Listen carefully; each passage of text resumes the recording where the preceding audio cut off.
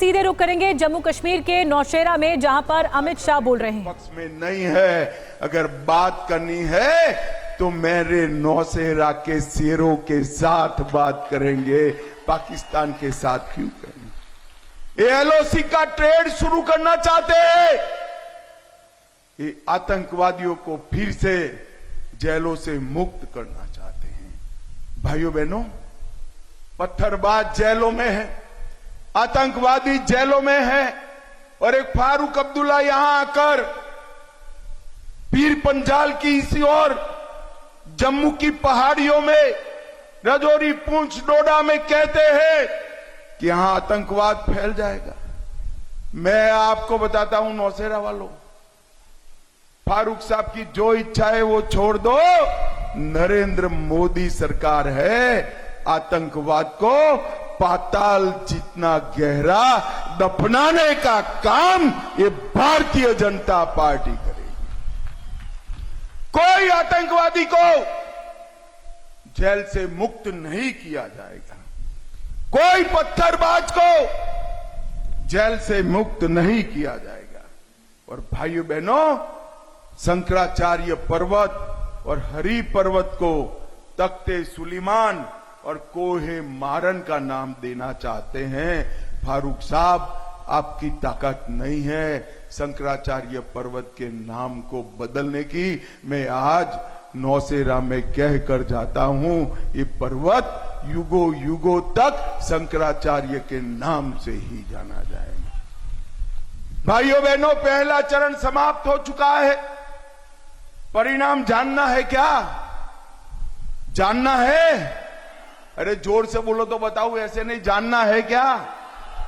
तो देखो भाई, ये ठाकुर द्वारा मंदिर की दीवारों पर लिखा हुआ मैं पढ़ पाता हूं कि एनसी कांग्रेस की सरकार यहां नहीं बन रही है, सुपड़ा साफ।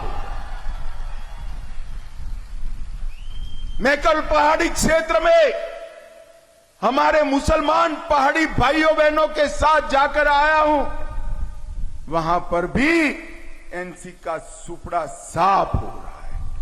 भाइयों बहनों, 25 तारीख को आपको यहां से तय करना है, एक सफल नेता को लाना है या विपक्ष के प्रत्याशी जिनको बार बार दल बदलने की आदत है उसको लाना। आपको तय करना है कि ऐसा प्रत्याशी लाना है जो दिल्ली के दरबार में सीधा फोन कर कर आपकी तकलीफों को बता पाए। यह ऐसा प्रत्याशी लाना है जो कटी पतंग की तरह हवा में घूमता रहे, उसका कोई आधार ही न हो। आप रैना को जिता दो, रैना मुझको रात को 3 बजे भी फोन कर सकता है, सुबह 5 बजे भी फोन कर सकता है। नौशेरा की कोई भी तकलीफ हो, कोई भी दिक्कत हो, रविंद्र रैना की आवाज श्रीनगर और दिल्ली में बड़े जोरों से सुनी जाती है। भाइयों बहनों, ऐसा सफल नेता भाजपा ने आपके सामने दिया है, और मैं आज कहकर जाता हूं कि आप इसको जिता दो। पूरे नौशेरा को हम डेवलप करने का काम कर देंगे। भाइयों बहनों, नौशेरा के अंदर डिस्ट्रिक्ट कलेक्टर की मांग है ना? अरे जोर से बोलो, है या नहीं है? अब क्या करोगे आप रैना का बताओ, बाद में मैं बताता हूं। जिताओगे क्या? पक्का? देखिए, 20,000 से बड़े मार्जिन से जिता दो, कलेक्ट्रेट की मांग को हम पूरा करने का काम कर देंगे। भाइयों बहनों, ये गांधी परिवार और अब्दुल्ला परिवार आरक्षण को समाप्त करने के लिए निकले हैं, आतंकवाद को वापिस लाने के लिए निकले हैं। ये मोहब्बत की दुकान से आतंकवाद की बात करते हैं। अरे भाई, एक काउंटिंग के बाद आप आतंकवाद तो नहीं लाओगे, आपकी ये सो कॉल्ड झूठी मोहब्बत की दुकान जम्मू कश्मीर वाले बंद कर देने वाले हैं, बंद कर दे।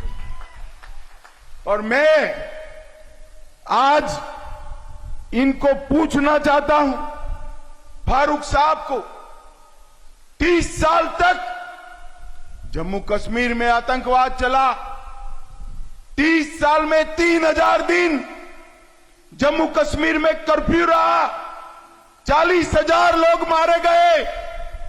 उस वक्त आप कहां थे? फारूक साहब बताइए, ये 3000 दिन कहां थे आप? इसका हिसाब दीजिए। वो नहीं देते हिसाब, मैं दे देता हूं।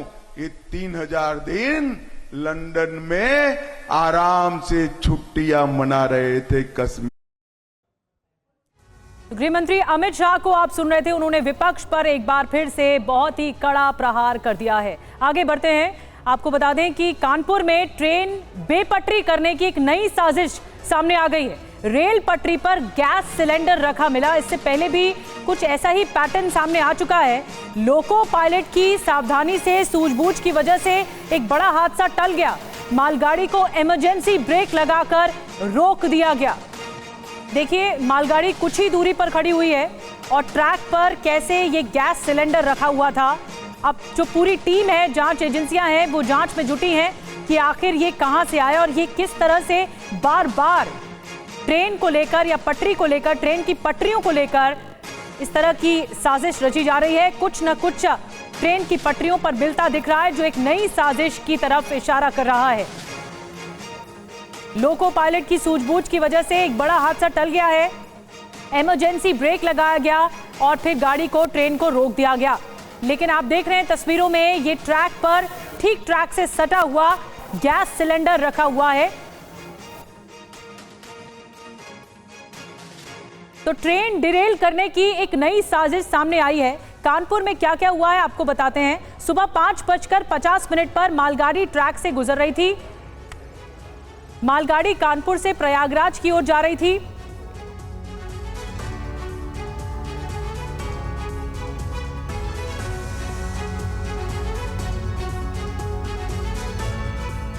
और फिर लोको पायलट ने सिग्नल से पहले गैस सिलेंडर रखा देखा। लोको पायलट ने इमरजेंसी ब्रेक लगाकर मालगाड़ी रोक दी। सुरक्षा बलों के साथ पूरी टीम ने मौके पर आकर जांच की है। ट्रैक पर 5 लीटर वाला खाली गैस सिलेंडर रखा हुआ था। कानपुर देहात के प्रेमपुर रेलवे स्टेशन के पास की यह घटना है।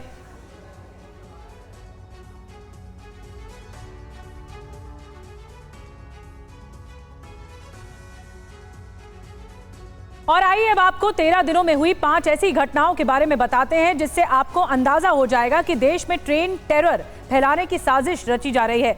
हर दुर्घटना के बाद ऐसे सबूत हाथ लगे हैं, जिससे शक और ज्यादा गहरा रहा है कि हो क्या रहा है। ये पहली घटना 21 सितंबर यानी कल देर रात की है, जब सूरत के पास रेलवे ट्रैक की फिश प्लेट निकाल दी गई।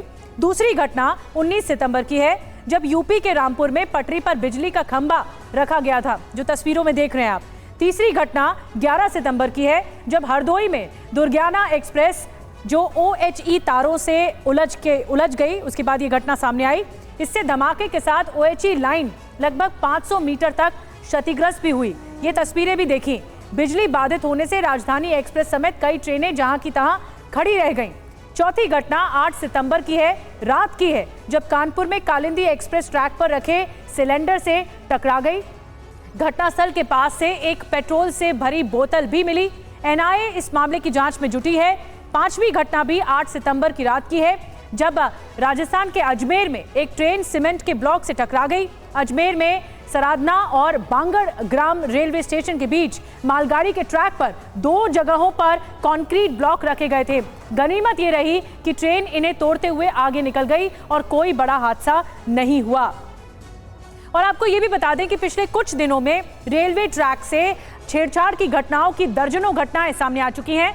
55 दिनों में ट्रेनों को डिरेल करने के लिए 20 से ज्यादा कोशिशें की गई हैं। अलग अलग राज्यों में रेलवे ट्रैक में छेड़छाड़ की घटनाएं आपको बताते हैं कि किस तरह यह संयोग या आतंकी प्रयोग रेलवे ट्रैक के दुश्मन कौन है। 8 सितंबर 2024 सोलापुर में, महाराष्ट्र में रेलवे ट्रैक पर रखा गया बड़ा पत्थर। 30 अगस्त 2024 पलामू में, झारखंड में ट्रैक से 100 जो क्लिप है वो चोरी हो गए, पेनरोल क्लिप जो हैं वो चोरी हो गए। 28 अगस्त 2024 राजस्थान के 12 में भी घटना हुई, जिसमें 23 अगस्त 2024 फर्रुखाबाद में ट्रेन पर लकड़ी का बड़ा टुकड़ा मिला। इस तरह की कई घटनाएं एक साथ सामने आ रही हैं। कुमार कुंदन और ज्यादा जानकारी के साथ हमारे साथ जुड़ गए। कुमार, एक और घटना कई सवाल खड़े करती है, कॉन्स्पिरेसी से जुड़े सवाल खड़े करती है कि आखिर हो क्या रहा है। सेम पैटर्न बार बार रिपीट हो रहा है और यही घटनाएं सामने आ रही हैं बार बार एक ही तरह की। देखिए निधि, सबसे मज़ेदार बात यह है कि एक तो पैटर्न सेम है, दूसरा इलाका भी ऑलमोस्ट सेम है। आप देखिए कानपुर जोन के आसपास ही इस तरह की घटनाएं हुई हैं। हालांकि कुछ घटनाओं में ऐसा भी देखा गया कि राजस्थान और गुजरात में भी ऐसा हुआ है, और ये सब कुछ दिनों से हुआ है। तो कई सारे डॉट्स को कनेक्ट करने की कोशिश की जा रही है, और यही वजह है कि रेलवे उच्च स्तर पर इसकी पूरी जानकारी जुटाने की कोशिश है और जांच भी कर रहा है। इसके साथ ही रेलवे ने एनआईए और तमाम तरह की एजेंसियों को भी इसके लिए लगाया है। निश्चित रूप से जो घटनाएं हो रही है वह घटनाएं ऐसी है जिसमें कि जान जा सकती है, कोई बड़ी दुर्घटना हो सकती है, और गैस सिलेंडर रखना ये अपने आप में एक बड़ी बात है। शायद यही वजह है कि इस मामले की भी रेलवे ने उच्च स्तरीय जाँच के आदेश दे दिए हैं। लेकिन इतना ज़रूर है कि हाल के दिनों में जिस तरह से घटनाएं बढ़ी है, वो घटनाएं रेलवे के लिए परेशानी का सबब बन रही है। निधि, रेलवे के लिए एक बहुत बड़ी परेशानी का सबब बन रही है, और क्या इशारा कर रही है इसके मायने बहुत ज्यादा हैं। इसीलिए जांच एजेंसियां भी लगी हुई हैं कि सेम तरह की घटनाएं क्यों बार बार सामने आ रही हैं और इसके पीछे कौन है। इस बीच मध्य प्रदेश में ट्रेन को उड़ाने की साजिश नाकाम कर दी गई। सेना की ट्रेन को बम से उड़ाने की साजिश नाकाम कर दी गई। एक बड़ी खबर, डेटोनेटर की मदद से ट्रेन उड़ाने की साजिश की गई थी। 18 सितंबर को आर्मी की स्पेशल ट्रेन को 10 डेटोनेटर लगाकर उड़ाने की साजिश रची गई थी, लेकिन इसे नाकाम कर दिया गया। तो डेटोनेटर की मदद से ट्रेन उड़ाने की एक बड़ी कॉन्स्पिरेसी रची गई। मध्य प्रदेश में ट्रेन को उड़ाने की ये साजिश थी और सेना की ट्रेन को बम से उड़ाने की साजिश थी। किसने रची? जो नेपा नगर से तस्वीर आपको दिखा रहे हैं कि कैसे अब पुलिस जांच में जुटी है कि आखिर ये जो घटनाएं हो रही हैं इसके पीछे किसका हाथ है, कौन मास्टरमाइंड है। इस तरह बार बार ट्रेन रेलवे ट्रैक्स को लेकर क्यों धमकियां सामने आ रही हैं। डेटोनेटर की मदद से एक ट्रेन को उड़ाने की साजिश रची गई मध्य प्रदेश में, और 18 सितंबर को दरअसल आर्मी की स्पेशल ट्रेन को 10 डेटोनेटर लगाकर उड़ाने की ये साजिश थी, जिसे नाकाम कर दिया गया। और पहले ही जो जांच एजेंसियां थी वो चौकन्ना थी, जिसे नाकाम कर दिया गया। मध्य प्रदेश के नेपा नगर में इस तरह ट्रेन को उड़ाने की एक प्लान बनाया गया था, एक योजना बनाई गई थी, लेकिन इसके बारे में समय रहते खुलासा हुआ 10 डेटोनेटर लगाकर एक ट्रेन को उड़ाने की साजिश थी, और ये सेना की ट्रेन थी जिसे उड़ाने की साजिश रची गई थी। 18 सितंबर को जो जानकारी मिली है, खुलासे के मुताबिक कि आर्मी की स्पेशल ट्रेन को 10 डेटोनेटर लगाकर उड़ाने की साजिश थी। कुमार कुंदन लगातार हमारे साथ बने हुए। कुमार, ये जो घटना है ये और ज्यादा चौंकाती है, सनसनी फैलाती है कि मध्य प्रदेश में जो सेना की ट्रेन रही उसमें 10 डेटोनेटर लगाकर उसे उड़ाने की साजिश थी। कैसे पता लगा सुरक्षा एजेंसियों को या पुलिस को, उसके बाद इस पूरे मामले पर तत्परता दिखाई गई? देखिए, इसमें जब पहला डेटोनेटर के ऊपर से गुजरी ट्रेन और आवाज़ हुआ, उसके बाद तुरंत लोकोमोटिव पायलट ने जो है ट्रेन को ब्रेक लगाई और रोक दी, और उसके बाद फिर सारे मामले की जानकारी उठी। बड़े सवाल ये है कि ट्रेन स्पेशल ट्रेन जो है सेना को लेकर जा रही थी, इस बात की जानकारी कैसे किसी को मिली और कैसे इतनी बड़ी साजिश को जो है अंजाम देने की कोशिश की गई। वो तो सूझबूझ कहिए लोकोमोटिव पायलट की कि उसने समय रहते रोक दिया, जिसकी वजह से इतनी बड़ी घटना होने से बच गई। हालांकि इसमें जो जाँच का दायरा है वो बढ़ाया गया है और पुलिस अधिकारियों से लेकर तमाम से लोग इसकी जांच कर रहे हैं, लेकिन इतना जरूर है कि यह घटना बहुत बड़े साजिश की ओर इशारा करती है।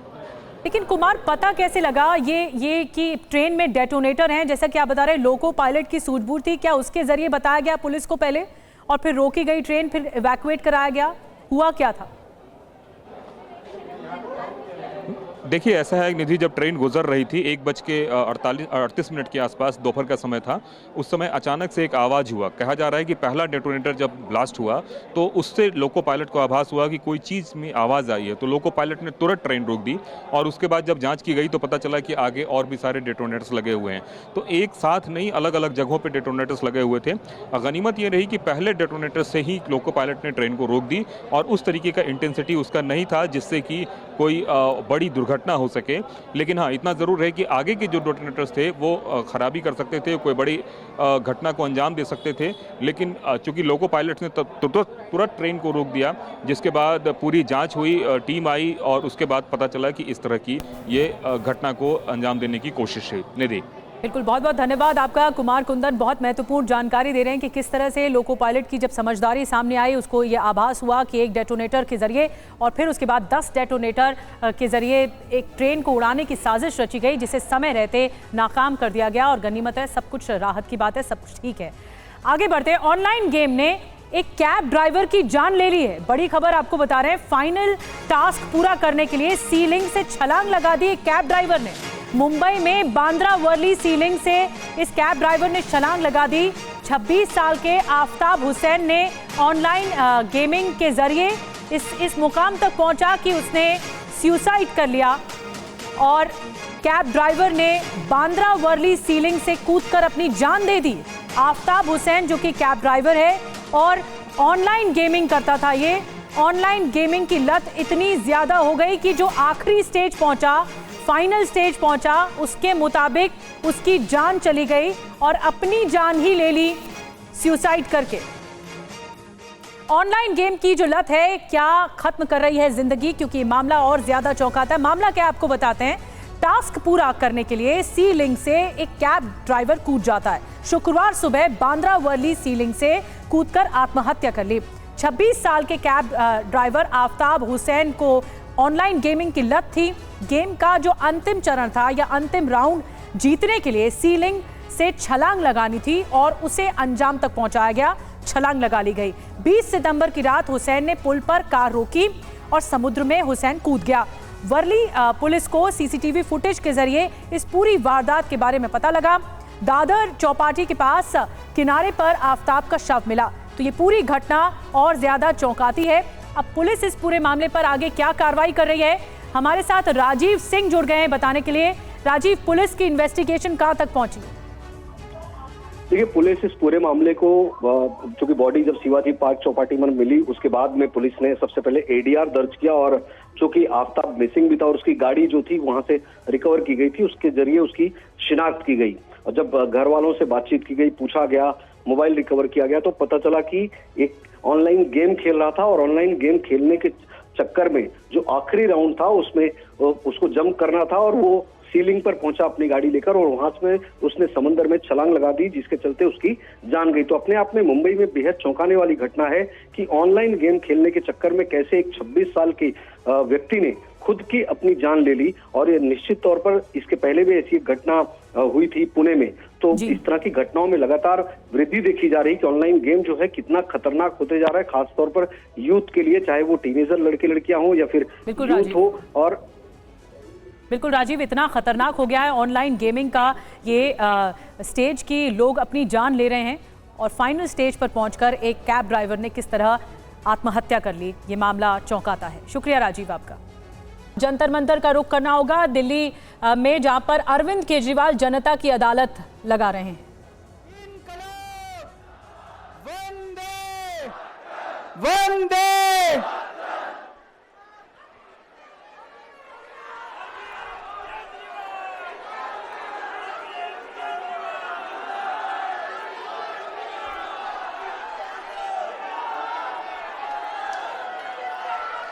कैसे आप लोग?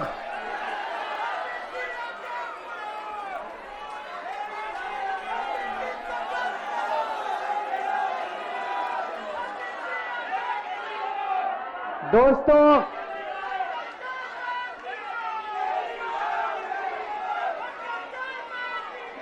आज आप लोगों के बीच में आके बहुत अच्छा लग रहा है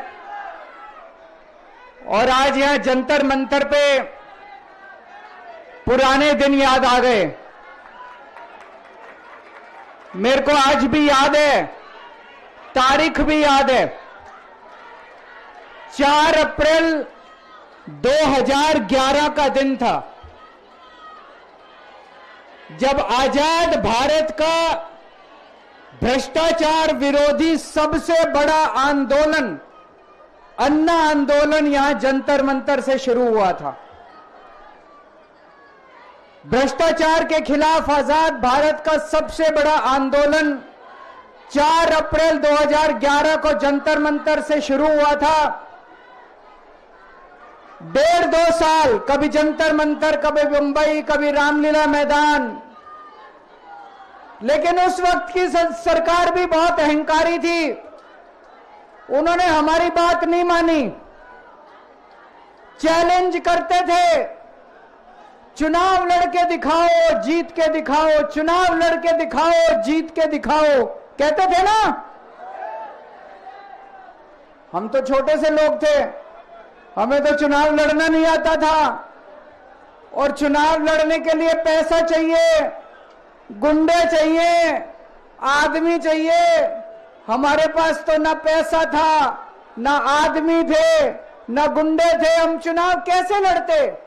पर वो बार बार कहते थे चुनाव लड़के दिखाओ, चुनाव लड़के दिखाओ। हम भी चुनाव लड़ लिए, और देखो जनता ने हमको जिता दिया। पहली बार में दिल्ली में आम आदमी पार्टी की सरकार बन गई।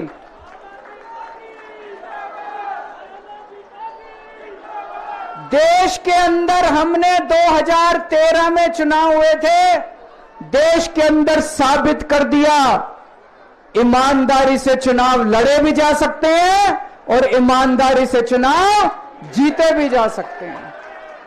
जब हम चुनाव लड़े थे उन दिनों में, तो ये कहते थे सारे पार्टी वाले, अरे इनकी तो जमानत जब्त होएगी, केजरीवाल की जमानत बच जाए चाहे। पहली बार में सरकार बन गई थी दिल्ली के अंदर हमारी 49 दिन की सरकार। ईमानदारी से चुनाव लड़े थे हम, हमारे पास कोई पैसा नहीं था, कोई आदमी नहीं था, ईमानदारी से चुनाव लड़े थे। देश में साबित कर दिया कि ईमानदारी से चुनाव लड़े जा सकते हैं। पिछले 10 साल से दिल्ली के अंदर हम लोग सरकार चला रहे थे, ईमानदारी से सरकार चला रहे थे, ईमानदारी से पैसे सरकार के बचा रहे थे, और ऐसी ऐसी सुविधाएं दी हमने जनता को जो कोई कल्पना भी नहीं कर सकता। बिजली 24 घंटे कर दी, बिजली फ्री कर दी, बिजली पानी फ्री कर दिया, महिलाओं के लिए बसों का किराया मुफ्त कर दिया, बुजुर्गों के लिए तीर्थ यात्रा कर दी, शानदार अस्पताल मोहल्ला क्लिनिक बना दिए, लोगों का इलाज मुफ्त कर दिया, शानदार स्कूल बना दिए, लोगों की शिक्षा शानदार कर दी, बच्चों को भविष्य दे दिया। 10 साल ईमानदारी से काम किया। मोदी जी को लगने लगा कि अगर इनसे जीतना है तो इनकी ईमानदारी पे चोट करो, इनको बेईमान साबित करो। तो प्रधानमंत्री जी ने एक षड्यंत्र रचा, उन्होंने षड्यंत्र रचा, केजरीवाल को बेईमान साबित करो, मनीष सिसोदिया को बेईमान साबित करो, आम आदमी पार्टी को बेईमान साबित करो, और षड्यंत्र रच के इन्होंने हमारे सारे बड़े बड़े नेताओं को एक एक करके जेल में डाल दिया। दोस्तों, अब हम जेल से बाहर आ गए, और जेल से बाहर आने के बाद मैंने इस्तीफा दे दिया। आपके मन में यह चल रहा होगा कि केजरीवाल ने इस्तीफा क्यों दिया। मैंने इस्तीफा इसलिए दिया क्योंकि मैं ये सब करने के लिए, गंद करने के लिए नहीं आया था, मैं भ्रष्टाचार करने के लिए नहीं आया था, मैं सत्ता का लालच, सत्ता की भूख नहीं है मेरे को सीएम की कुर्सी की भूख नहीं है। मैं पैसे कमाने नहीं आया, पैसे कमाने होते इनकम टैक्स कमिश्नर की नौकरी करता था, उस नौकरी में जितने करोड़ों रुपए चाहता मैं कमा सकता था। पैसे नहीं कमाने, देश के लिए आए थे, भारत माता के लिए आए थे, देश की राजनीति बदलने के लिए आए थे। दोस्तों,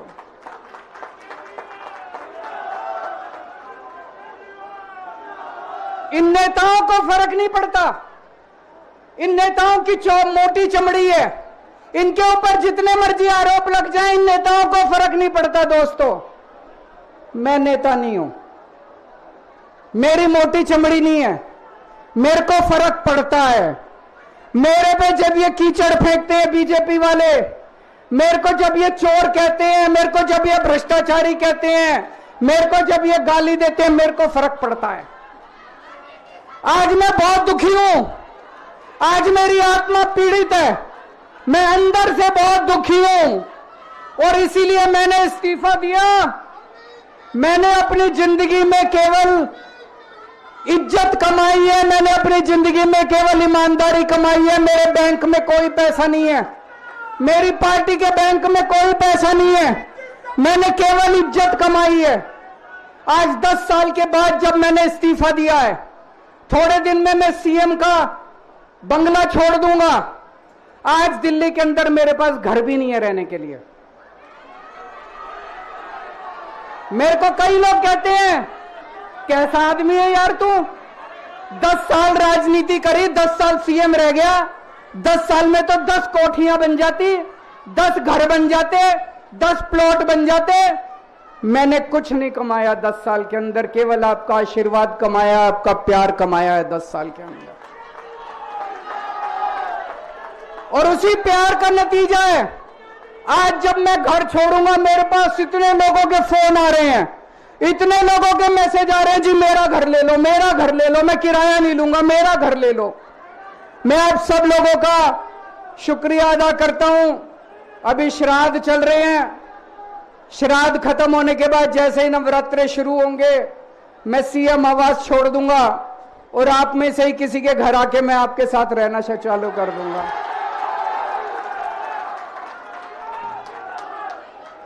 इन्होंने, मोदी जी ने हमारे ऊपर सबसे कठोर कानून लगाया, इस देश का ईडी का कानून, पीएमएलए। उसमें बेल भी नहीं मिलती, उसमें बेल भी नहीं मिलती, लेकिन केस फर्जी था। मैं शुक्रिया अदा करता हूं सुप्रीम कोर्ट का, उन्होंने हम सबको बेल दे दी, क्योंकि उनको भी पता था कि केस खत्म है, केस बेकार है। उन्होंने हम सबको बेल दे दी। लेकिन जैसे मैंने कहा, मैंने केवल ईमान, जब मैं जेल से आया, मैंने मन में सोचा था, जब तक कोर्ट मेरे को बाइज्जत बरी नहीं कर देता, मैं दोबारा कुर्सी पे नहीं बैठूंगा। लेकिन मेरे को वकीलों ने कहा, यह केस अभी 8 साल चल सकता है, 10 साल चलेगा, 15 साल चलेगा, यह केस का कोई भरोसा नहीं है, यह केस अभी बहुत लंबा चलेगा। तो मैंने तय किया, मैं अपनी जनता की अदालत में जाऊंगा, जनता से पूछूंगा कि जनता मेरे को बताए कि मैं बेईमान हूं कि मैं ईमानदार हूं। मैं दाग के साथ नहीं जी सकता। बेईमान होता, ये 3000 करोड़ रुपए खा जाता, बिजली फ्री करने की क्या जरूरत थी? अगर मैं बेईमान होता, क्या मैं महिलाओं का किराया फ्री करता? क्या जरूरत थी फ्री करने की? पैसे खा जाता सारे। अगर मैं बेईमान होता, क्या आपके बच्चों के लिए स्कूल बनवाता? सारे पैसे खा जाता। अगर मैं बेईमान होता, आपका इलाज मुफ्त करता, पैसे खा जाता सारे। इन लोगों की 22 राज्यों में सरकार है, 22 राज्यों में कहीं बिजली फ्री नहीं है। तो चोर कौन है?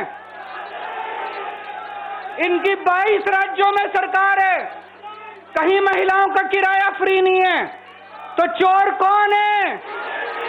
आज आपके बीच में आया हूं, आपसे पूछने के लिए आया हूं, केजरीवाल चोर है या केजरीवाल को जेल भेजने वाले चोर हैं?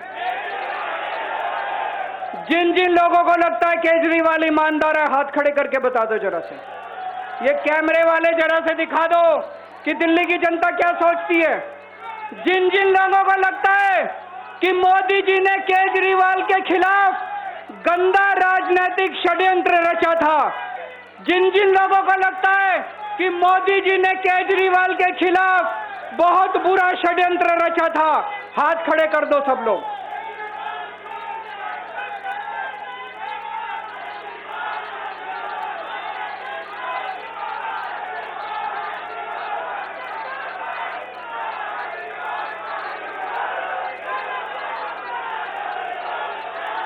बात और करना चाहता हूं आज आपसे।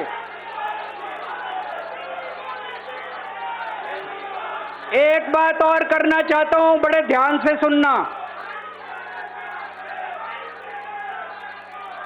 एक बात और बहुत जरूरी बात है, सारे जने बड़े ध्यान से सुनना। ये आरएसएस वाले कहते हैं हम राष्ट्रवादी हैं, आरएसएस वाले कहते हैं हम देशभक्त हैं। आज मैं पूरे सम्मान के साथ, आरएसएस के प्रमुख हैं श्री मोहन भागवत जी, मैं पूरे सम्मान के साथ मोहन भागवत जी से 5 प्रश्न पूछना चाहता हूं और आपका समर्थन चाहता हूं। अगर मैं कोई गलत प्रश्न पूछूं तो बता देना, और सही प्रश्न पूछूं तो मैं आपसे हाथ खड़ा करवा के पूछूंगा। मेरा पहला प्रश्न है मोहन भागवत जी से। जिस तरह मोदी जी देश भर में लालच देके या ईडी और सीबीआई की धमकी देके, डरा के दूसरी पार्टी के नेताओं को तोड़ रहे हैं, पार्टियां तोड़ रहे हैं, सरकारें गिरा रहे हैं, क्या यह देश के लिए सही है? मैं मोहन भागवत जी से पूछना चाहता हूं, क्या आप नहीं मानते कि यह भारतीय जनतंत्र के लिए हानिकारक है? पूछना चाहिए कि नहीं पूछना चाहिए मोहन भागवत जी? मेरा दूसरा प्रश्न है उनसे, देश भर में सबसे भ्रष्टाचारी नेताओं को मोदी जी ने अपनी पार्टी में शामिल करवा लिया। जिन नेताओं को कुछ दिन पहले मोदी जी ने खुद सबसे भ्रष्टाचारी बोला, जिन नेताओं को अमित शाह जी ने खुद भ्रष्टाचारी बोला, कुछ दिन के बाद उनको बीजेपी में शामिल करा लिया। मैं मोहन भागवत जी से पूछना चाहता हूं, क्या इस प्रकार की राजनीति से आप सहमत हो? क्या आपने कभी ऐसी बीजेपी की कल्पना की थी? पूछना चाहिए कि नहीं पूछना चाहिए मोहन भागवत जी से? मेरा तीसरा प्रश्न है मोहन भागवत जी से। बीजेपी आरएसएस की कोख से पैदा हुई है कि नहीं है? कहा जाता है ये देखना आरएसएस की जिम्मेदारी है कि बीजेपी पथभ्रष्ट ना हो। मैं मोहन भागवत जी से पूछना चाहता हूं, क्या आप आज की बीजेपी के इन कदमों से सहमत हैं? क्या आपने कभी मोदी जी से ये सब ना करने के लिए बोला? मोहन भागवत जी बताएं कि क्या आपने मोदी जी को ये सब गलत हरकतें करने से रोका कभी? पूछना चाहिए नहीं पूछना चाहिए? मेरा चौथा प्रश्न है मोहन भागवत जी से। जेपी नड्डा जी ने लोकसभा चुनाव के दौरान उन्होंने कहा कि बीजेपी को अब आरएसएस की जरूरत नहीं है। आरएसएस बीजेपी की मां समान है कि नहीं है? क्या बेटा इतना बड़ा हो गया कि मां को आंखें दिखाने लग गया? क्या बेटा इतना बड़ा हो गया कि आज मां को आंखें दिखाने लग गया?